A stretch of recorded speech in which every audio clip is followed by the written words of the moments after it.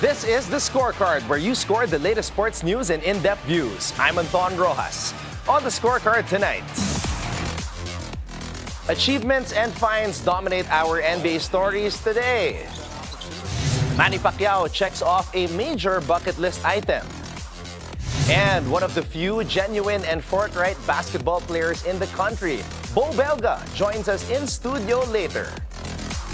All that and more on the Scorecard tonight, the 6th of December. Now, here's our roundup. In the NBA, the Memphis Grizzlies look to avoid a two-game losing streak and came out strong against the Sacramento Kings with Ja Morant, Jaren Jackson Jr., and Desmond Bane. In a game that saw 20 lead changes and 11 ties, Memphis took the final lead with 4:29 left, thanks to a drive by Jake LaRavia. Sacramento got within 2 points in the closing minutes, but Marcus Smart's clutch free throws sealed the 115-110 victory for Memphis. Smart stepped up big time with a steady play and was vital as the Grizzlies secured their 15th win of the season and their 7th consecutive home victory. Desmond Bane also contributed 18 points and 7 assists, while Jaren Jackson Jr. and Santi Aldama added 15 points each, with Aldama grabbing 10 rebounds. DeMar DeRozan led the Kings with 26 points, followed by Malik Monk with 23, Darren Fox with 18, and Domantas Sabonis with 17 points and 13 rebounds. Despite strong performances, the Kings have now lost 7 of their last 9 games. Social media protests erupted after Morant was ejected in the fourth quarter after receiving 2 technical fouls for interactions with the referee. Morant finished with 8 points, 7 assists, and 3 rebounds. The NBA clarified that the first technical was for using profanity towards an official, while the second was for further profanity as Morant walked to the bench. It was also noted post-game that the foul called on Morant against DeMar DeRozan was incorrect. Again, the referees admit they are wrong but found the player wrong for getting mad at their mistake. Is that fair?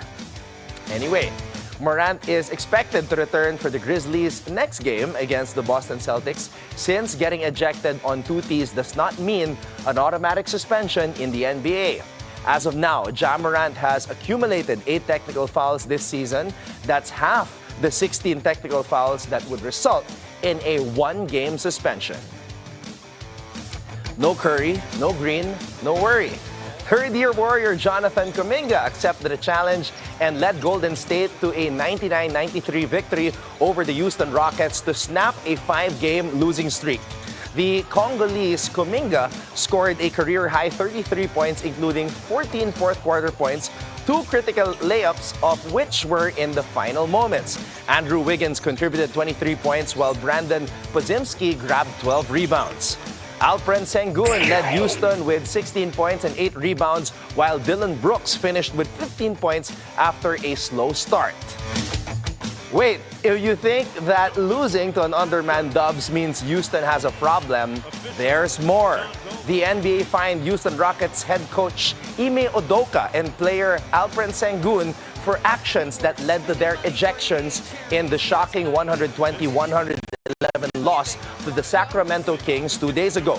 Coach Udoka received a $50,000 fine for confronting and using profane language toward a game official, not leaving the court promptly after his ejection, and criticizing officials in his post-game comments. Sengun's fine is for $15,000 after directing inappropriate language towards a game official. Both Udoka and Sengun were ejected with 1 minute and 52 seconds left in the fourth quarter after a non-call while Sengun was driving for a layup. Additionally, forward Tari Eason was fined $35,000 for tossing a towel and using inappropriate language in the direction of a fan after the game. Eason had to be held back by security to de-escalate the tense situation. In other NBA developments today, the Cleveland Cavaliers stomped on the Denver Nuggets for the Cavs' 20th win in 23 starts. The Nuggets get a substantial consolation prize as Nikola Jokic moved up to third place in the elite list of all-time triple-double leaders with his 139th triple-double. His 27 points, 20 rebounds, and 11 assists in this game also kept his firm hold on the #1 spot in the MVP ladder. Meanwhile, the Oklahoma City Thunder are now 3 games ahead of the Rockets, Mavericks, and Grizzlies after winning over the Toronto Raptors. In the NFL, head coach Dan Campbell's Lions don't know the meaning of playing it safe on 4th down. Earlier in the game, they failed on a 4th down from their own 31-yard line with the game tied at 31-31 and just 43 seconds left. Instead of a field goal, Campbell trusted his gut, even with quarterback Jared Goff slipping. The 8-year veteran managed to hand off the ball to running back David Montgomery, who powered through for a 7-yard gain and a crucial first down. That gutsy play did not give the Packers a chance to respond. The Lions triumphed 34-31 and clinched a playoff spot for the 2nd straight season. The Packers put up a tough fight, especially with the regular season practically winding down, but are staying in 3rd place in NFC North 9-4, though clearly still in the running for at least the wild card. The Lions, now 12-1, never wavered despite the Packers' strong run game and now have a franchise record 11 straight wins, ready to charge into the playoffs with momentum. Jared Goff, who sparked a tiny bit of online discussion for taking the snap while moving on that last play, became only the 3rd quarterback in NFL history to win 11-plus games in multiple seasons for multiple teams. The other 2 are, and even non-NFL fans know their names, Peyton Manning and Mr. Tom Brady. It's going to be an emotional weekend for these drivers as they bid farewell to their current teams in the final FIA Formula 1 race of the 2024 season, the Abu Dhabi Grand Prix at the Yas Marina circuit. Lewis Hamilton is moving on from Mercedes, his team since 2013, to Ferrari. Carlos Sainz from his team for the past 5 years, Ferrari, to Williams. Nico Hülkenberg from Haas to Sauber. Then there are Esteban Ocon, Valtteri Bottas, Zhou Guanyu, Kevin Magnussen, and Franco Colapinto, who have yet to find or decide where to go. And of course, there's Sergio Perez, who stay with Red Bull Racing hangs in the balance in this season. Will the movement spur them to race better? Most likely, don't you think? Philippine boxing legend Manny Pacquiao will be inducted into the International Boxing Hall of Fame in 2025. Now, throughout his career from 1995 to 2021, Pacquiao, 45, became a world champion across multiple weight divisions, amassing 62 wins, 8 losses, and 2 draws. Joining him in the Hall of Fame are fellow fighters Michael Nunn and Vinny Paz and referee Kenny Bayless. The induction ceremony will be held from June 5 to 8 in Canastota, New York. Bayless has refereed several significant Pacquiao fights. The second fight versus Eric Morales in 2006, the second fight versus Juan Manuel Marquez in 2008, versus Ricky Hatton and Miguel Cotto in 2009, versus Shane Mosley in 2011, the fourth fight versus Juan Manuel Marquez in 2012, the second fight versus Timothy Bradley in 2014, and the biggest of them all, versus Floyd Money Mayweather Jr. in 2015. Pacquiao, who also served as a Philippine senator, expressed joy at this honor, emphasizing his commitment to bringing pride to his country. He follows fellow Filipino boxer Gabriel Flash Elorde into the Hall of Fame, who was inducted in 1993. In 2019, Pacquiao became the oldest welterweight champion by defeating Keith Thurman. His illustrious career saw victories over notable opponents including Oscar De La Hoya, Shane Mosley, Juan Manuel Marquez, Marco Antonio Barrera, Ricky Hatton, and Miguel Cotto. Pacquiao's only unfulfilled boxing goal is the Olympics. He tried to ask for exemption to the age limit of 40 years old but has been denied because ang pambansang kamao is already turning 46 in 11 days. Congratulations to the second Filipino International Boxing Hall of Fame inductee, Manny Pacquiao. Now for our daily dose of sports lingo. Taking a snap is when the quarterback receives or attempts to receive the ball from the center and starts the play.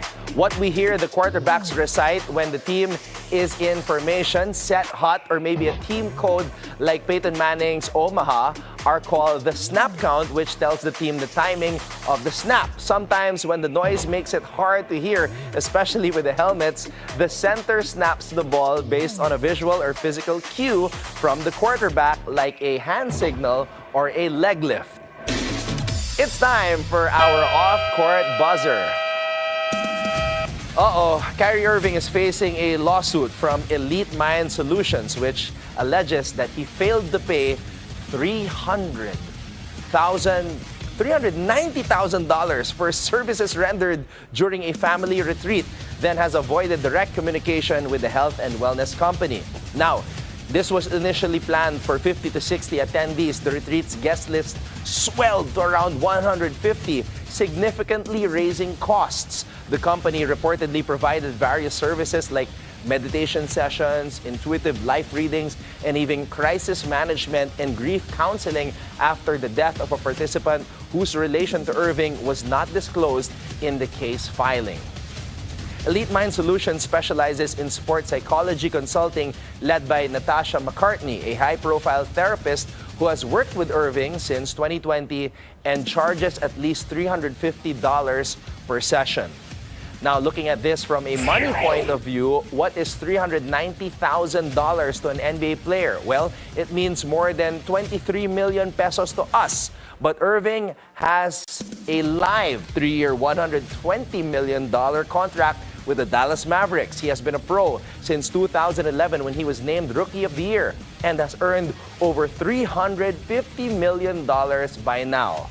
So what is $390,000 compared to all that? Well, it's around 10% of what he makes in 1 month. Maybe it has to do with the death during the retreat. Maybe it is the principle of the thing.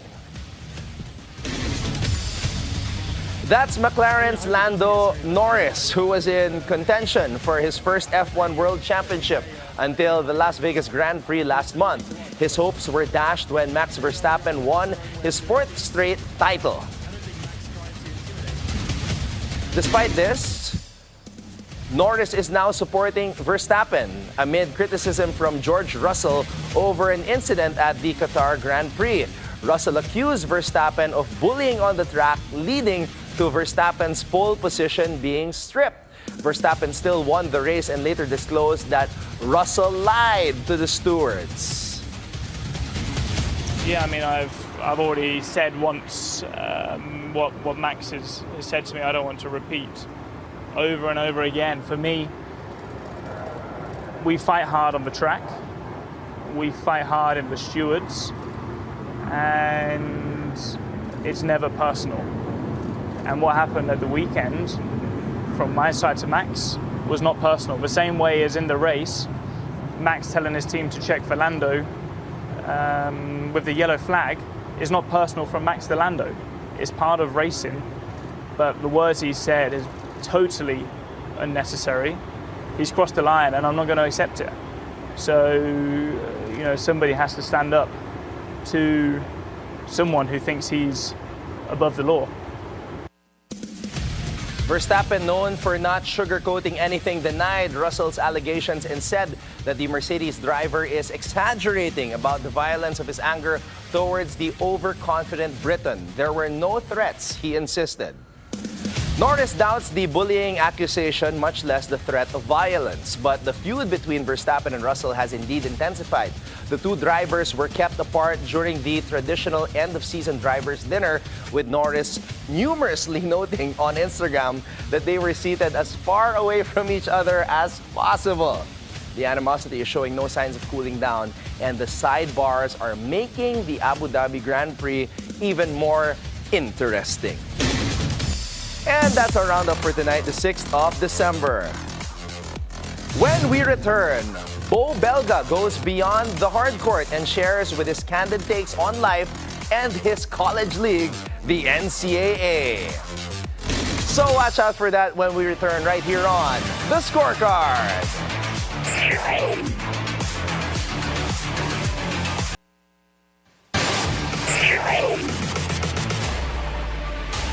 The first local player to record a triple-double for the Rain or Shine Elasto Painters does not paint over his truths. He plays rugged and is not afraid to speak his mind. Please welcome to the Bilyonaryo News Channel studio, Extra Rice, who just joined the PBA's 5,000-point club, Mr. Beau Belga. Brother! Kamusta? Hello. Welcome to BNC. Thank you sa pag-invite. Brother, a lot of blessings for you this 2024.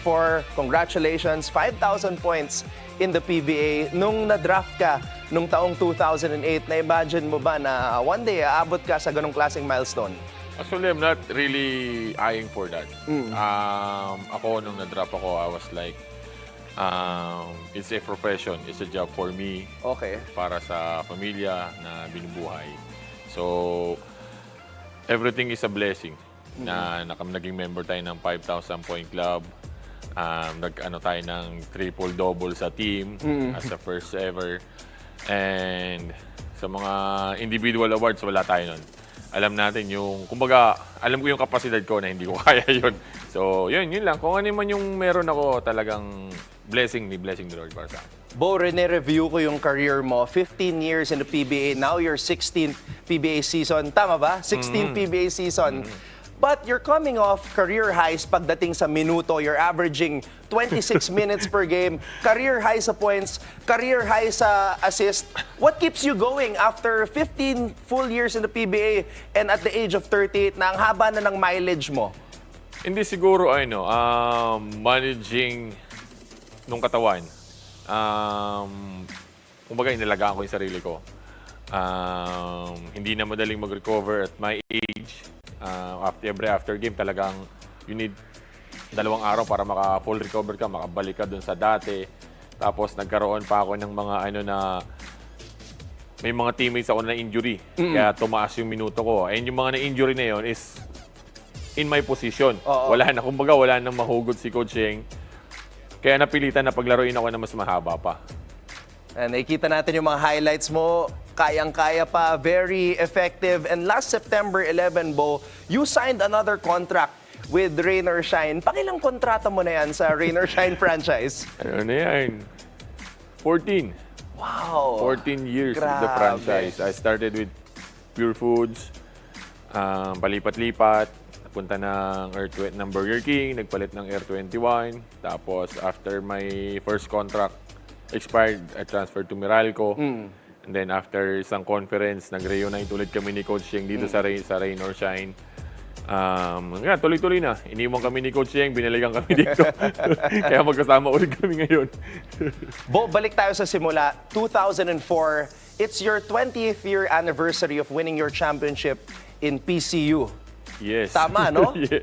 20 years anniversary ng last championship mo sa NCAA. At ngayon, magkasama tayo covering the NCAA. You've also ventured into broadcasting. You've had your own show, Extra Rice, at pinapanood ko din yon.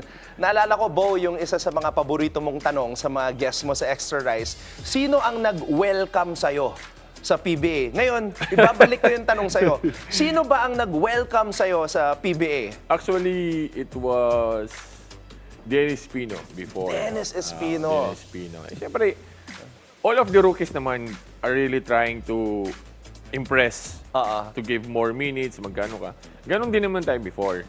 So, yun, hard-nosed defense, Si Kuya Dennis kasi before, simplihan lang eh. Hindi siya yung talagang, alam mo, yung garapal na magugulat ka na lang, may tama ka, may masakit sa'yo. Yung mga ganon. Pero ako naman, I was like, okay lang. I was really expecting it. Kasi nga, bagito bago kami And yung mga ibang kasama ko nga, mas malala pa inabot dun sa mga nag-welcome sa kanila So ako okay lang, ko naman, kumbaga, niready ko yung sarili ko sa ganun. If you were new in this industry, meron talagang mag-welcome sa'yo, mambubuli sa'yo. So okay lang naman sa akin. Bo, ngayon nagko-cover tayo ng NCAA. You covered game number 1 of the finals. Any predictions na aabangan mo for game number 2? Bukas, which is tomorrow, by the way, game number 2. Hindi, I was like, gusto ko umabot ng sudden death. Okay. So, kasi pagdating ng sudden death game 3, wala nang magaling dyan wala nang Kung sino talaga yung mas matibay, kung sino yung mas may puso, kung sino yung mas eager na kasi nga, title drought ito para dun sa dalawa Okay. Kung sino yung may mas gustong manalo, yun talaga. Kaya gusto ko umabot ng game 3. Hopefully. Okay. Now, if ever, Bo, ang game number 3 is gonna happen 2 Saturdays from now. Pero, because this might be the last day in the NCAA, tomorrow, kung sakaling mananalo ang Mapua, magkakaroon tayo ng top 5 players dito sa NCAA. I-recap namin ni Big Beau Belga kung sino ba ang top 5 players na napanood natin sa makasaysayang Season 100 ng NCAA. Simulan natin sa number 5. I don't know, Big Beau, if you will agree with me, but this player para sa akin is a match-up nightmare. Grabe yung potential. Give it to me, number 5. Bam! From the San Beda University, Red Lions, Jomel Puno, 6'7", more than 11 rebounds per game. Para sa akin, potentially, Big Beau, he's the best player in San Beda at naramdaman ng kupunan ng San Beda yung kanyang pagkawala in the Final Four against Benilde, and that is the reason why they were eliminated. Jomel Puno, desperately needed. Hindi siya nakapaglaro, umabante ang Benilde sa finals, but he is not number 4 para sa akin, Beau. Itong number 4 na player na to, coming off the bench in 3 out of the 19 games para sa LPU ngayong season. Give it to me here. As I said, from the LPU Pirates, number 4, the King Pirate, former juniors MVP, bam! Ato Barba. Beau, your thoughts so far sa aking unang dalawang picks dito? Ito okay ako. Dito sa dalawang to. Dito sa 5 okay. Okay. Dito medyo, kumbaga yung niya, I want him to be, alam mo yung facilitator. Okay, with just okay. Ato Barba, When it comes to offense, scoring, no problem with him. Gusto ko siya kasi with the height that he has, if he's eyeing for the professional level, he needs to be a facilitator. Kasi sa height niya Yung ito scorer ka, mas mabilis ka ma-scout sa pagdating sa professional. Number 2 scorer sa NCAA, Ato Barba, but the problem is, yun nga, he's been coming off the bench. Beau's idea, suggestion para kay Ato Barba na meron pang isang taon sa NCAA, be a facilitator. Number 3, this guy, eto, facilitator to. At sayang, he could have had an award for sure. Grabe yung kanyang pinapakitang numbers. Number 4 in points, number 3 in rebounds, number 1 in assists. Give it to me at number 3 from the Colegio de San Juan de Letran Knights. Bam! Jimboy Estrada. One of the best pagdating sa clutch situations. Bigay mo kay Jimboy yung bola, he will bring it home for you for the Colegio de San Juan de Letran Knights. 2 pwesto na lang ang meron tayo dito. Kung nanonood po kayo ng NCAA, alam niya kung sino ang 2 to. But the big question here, Beau, is sino ba ang tunay na MVP? Ito, para sa akin lang po. Beau will share his thoughts later on. Pero para sa akin, give it to me here, number 2. This means, this guy at number 2 is not the MVP. Pakita nyo na po, number 2. From the Benilde Blazers, Allen Liwag. I am so sorry para sa lahat ng mga Benildians. I know you want this guy to be the MVP. Rumor has it, siya daw ang MVP. Pero para sa akin, hindi mo pwede ibigay ang MVP kung hindi ka number 1 sa team standings. Kung hindi mo kaya i-shoot yung winning shot. At yun na nagawa ng number 1 player ko sa aking top 5 list dito sa NCAA Season 100. Let's go at number 1. Alam na natin kung sino to. The face that runs the place, the reigning MVP from the Mapua University Cardinals. Bam! Mr. Clint Escamis. Beau Belga, ano masasabi mo dito sa aking top 5? Agree ka ba na number 1, number 2 si Liwag? Ako, I would say kabaliktaran. Okay, so you have Liwag at number 1. Oo, kasi okay. with Liwag, ang ko kasi kay Liwag, double scoring machine to He can average 20 and 15 And when you having 15 rebounds and then a couple of assists, parang mas mas na-explore niya yung buong 2 rounds of NCAA eliminations. Pagdating ng Final Four, isang laro lang, nadominan niya pa rin. Pagdating ng finals, the usual alinliwag that pero nag-struggle siya. Kung medyo nakukuha nito yung touches niya nung game 1, 20 mahigit ang i-score nito eh. And then he got 13 rebounds pa. So kulang pa yung 18 points and 14 rebounds. Kasi game number 1, yun lang na yun nabigay niya. I would say the contribution of Alin Liwag would be fine at 18, 14, okay lang. Okay. Ang kailangan niya in game 2, supporting cast niya. Yon. Tony Inon, Justin Sanchez, Ancheta was good in game 1. Cometa was good in game 1. Okay. Kailangan yung isang big man nila na si Sanko. Kasi hindi kaya nang mag-isa eh. Ang ginagawa nila in game 1, they're trying to feed Liwag. Pag i-kick out niya, hindi sila makashoot. Hindi nakakashoot. Hindi sila nakakashoot. Just 5 out of 21 from beyond the arc. Pero kung ang mga pasan ni Alin Liwag nakakashoot siya, syempre ang tendency ng depensa, limited help. Doon naman siya makakapag-operate one-on-one. Kasi when it comes to one-on-one basis, walang makakatapat dito kahit ilagay mo si Habonete, si Igliane. Hindi kaya ng one-on-one to. Kaya ang ginagawa naman, they really try to sag in.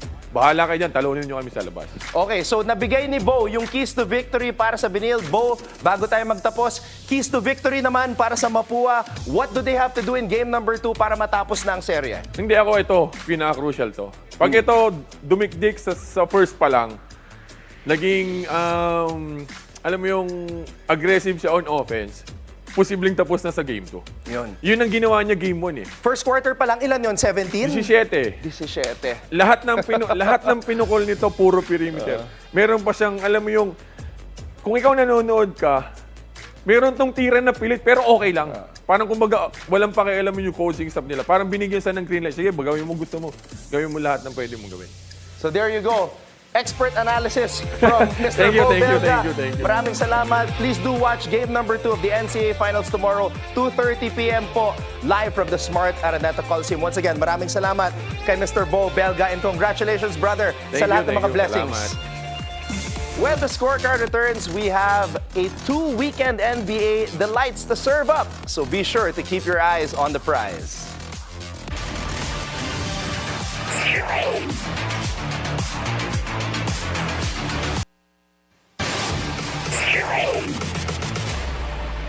Welcome back to the Scorecard. It's time to keep your eyes on the prize. We'll break down the upcoming matchups to deliver key insights that might just give you the edge you need to stay ahead of the game. Tomorrow, December 7 at 8:30 a.m. Philippine time, live at State Farm Arena in Atlanta, Georgia, the Los Angeles Lakers will face off against the Atlanta Hawks in this highly anticipated NBA regular season clash. The Los Angeles Lakers enter this game with a record of 12-10, currently sitting 9th in the Western Conference. They're coming off a 134-93 loss to the Miami Heat, where LeBron James led the team with 29 points, but the Lakers struggled with their defense and shot selection, losing by a staggering 41 points. Austin Reeves and Jalen Hood-Schifino were both out due to injuries, and the Lakers will once again face a challenge without them on the floor. Anthony Davis and LeBron James will look to step up for the Lakers, who have been struggling on the road with a 5-7 record.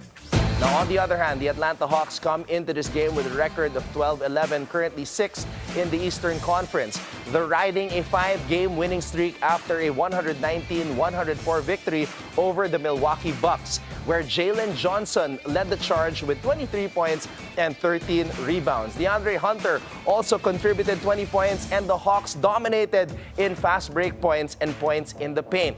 Trae Young has been in fine form, averaging 20.7 points and 12 assists, and the Hawks have looked strong at home with a 6-5 record.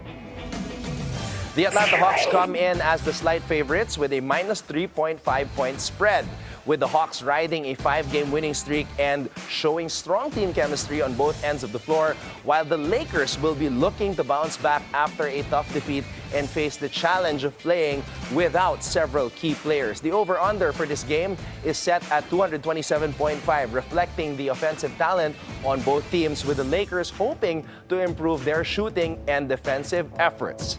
Now, can the Hawks keep their winning streak alive at home with Young and Johnson leading the way, or will LeBron and Davis guide the Lakers to a road victory? Stay tuned. Also at 8:30 a.m. Philippine time, live from TD Garden in Boston, Massachusetts, the Milwaukee Bucks will take on the Boston Celtics in a highly anticipated Eastern Conference showdown. The Milwaukee Bucks entered this game with a record of 11-10, currently ranked 5th in the Eastern Conference. They're also coming off a 119-104 loss to the Atlanta Hawks, where Giannis Antetokounmpo led the Bucks with 30 points and 10 rebounds. Damian Lillard added 25 points, but Milwaukee's winning streak was halted at 7 games. The Bucks shot 42% from the field and 33% from beyond the arc, struggling to match the Hawks' pace. Milwaukee's bench, led by Gary Trent Jr. with 11 points, could not keep up with Atlanta's scoring. Now, on the other hand, the Boston Celtics come into this game with a record of 18-4, sitting second in the Eastern Conference. They're riding a strong 130-120 win over the Detroit Pistons, where Jaylen Brown dropped 28 points and Derek White contributed 14 points and 11 assists. Kristaps Porzingis had a strong performance with 26 points and 9 rebounds. Boston overcame a 3-point shooting spree from the Pistons, maintaining control of the game with a comfortable lead under the final minutes, or until the final minutes. The Celtics shot 46% from the field and were led by Brown and Porzingis in the scoring column. The Boston Celtics come in as late favorites with a minus 2.5-point spread, with Boston coming off a strong win against Detroit and Milwaukee looking to rebound from their loss to Atlanta. The Celtics have been dominant at home, and Milwaukee will be hoping to get a boost from the versatile play of Giannis Antetokounmpo and Damian Lillard. The over-under for this game is set at 238.5, reflecting both teams' offensive firepower and defensive struggles in their last games. This game is expected to be a fast-paced and high-scoring affair, with both teams looking to gain momentum in the Eastern Conference. Can the Celtics extend their home winning streak? Or will the Bucks rebound behind Giannis and Lillard to pull off a road win? That's the question. And that wraps up tonight's preview, so you can keep your eyes on the prize. Before we go, think on this. From the head coach who led the most awesome Chicago Bulls dynasty to 6 NBA championships, Phil Jackson. He says, the strength of the team is each individual member. The strength of each member is the team. And with that, thank you for joining us tonight. We'll see you again here next week on The Scorecard, where sports is our business and business is our sport, right here on the Bilyonaryo News Channel. My name is Anton Roxas. Have a blessed evening and happy weekend, everybody. Good night.